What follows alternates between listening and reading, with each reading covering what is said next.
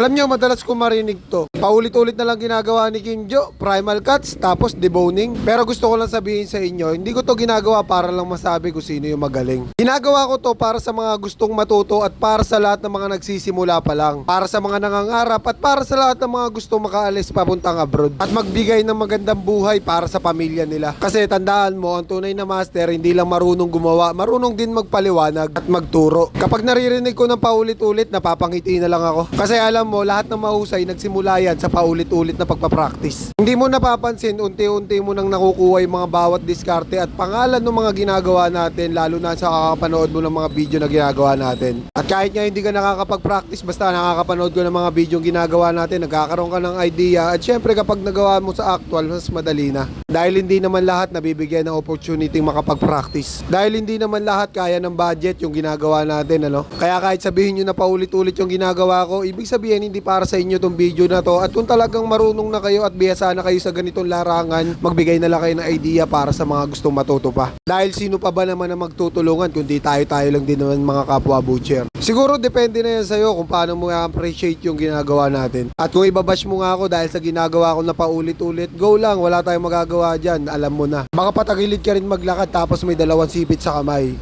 Bahala kayo dyan, basta ako gagawin ko ng paulit-ulit to. Para mas mahasa yung mata, puso at isip ng mga nanonood sa akin na mga gustong matuto. Sa mga baguhan dyan na ngayon palang natututo mag-primal cuts and deboning, tandaan nyo to. Hindi minamadali ang proseso. Walang shortcut sa tagumpay. Hindi porkit nakapag-training ka lang ng ilang araw, butcher ka na. Ang pagiging butcher, disiplina, pagod at tiyaga. Kaya kung paulit-ulit ko sa inyo ipinapakita ang bawat galaw, bawat hiwa, bawat linya ng laman, hindi dahil gusto kong ulitin lang, kundi dahil gusto kong hindi ka matakot matuto. Lahat naman tayo dumaan sa mali, pero ang mahalaga wag kang susuko sa pagkakamali. May mga tropa kaibigan ako nagsasabi, pre, paulit-ulit mo na lang ginagawa yan araw-araw, di ka ba nagsasawa? Sabi ko, kayo nga paulit-ulit kumakain, di ba kayo nagsasawa?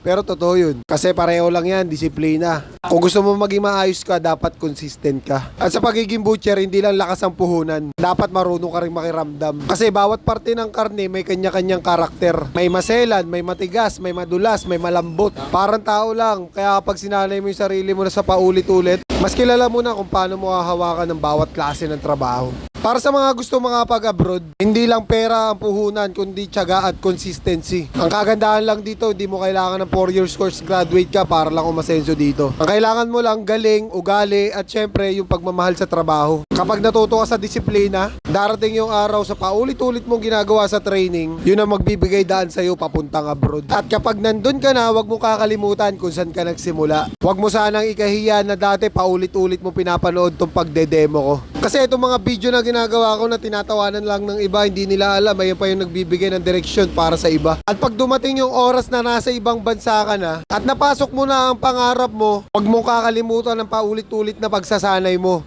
Yun ang dahilan kung bakit nandyan ka ngayon. Ang tunay na butcher, hindi lang marunong maghiwa, marunong ring makiramdam sa kapwa. Kasi kapag natuto ka magturo, dun mo lang marirealize na marami ka pa talagang hindi alam. Kaya ako, hindi ako titigil ng pagtuturo para sa lahat ng mga gustong matuto kahit na paulit-ulit pa yung ginagawa natin. Dapat natin improve pa yan sa mga susunod na panahon. Hindi ako master, pero ginagawa ko to para may maiwan ako sa mga susunod na henerasyon. Na kapag nakita nila tong video nito, sasabihin nila, si Kuya Kim Joe or Mr. Butcher di lang nagturo, nagbukas pa ng pinto para sa amin. Kaya kung paulit-ulit man tong ginagawa ko, wala akong hiya dyan. Kasi bawat ulit ko may natututo. At bawat natututo may nagbubukas na pangarap. Darating din yung mga panahon na kapag nagde-debone ka na sa ibang bansa, mapapangiti ka na lang sa paulit-ulit mo pinapanood yung video natin. Di ka na lang natuto, na-inspire ka pa. At sa paulit-ulit niya sinasabi sa akin ng ate ko na hanggat iniisip mo yung pangarap mo, matutupad lahat yan.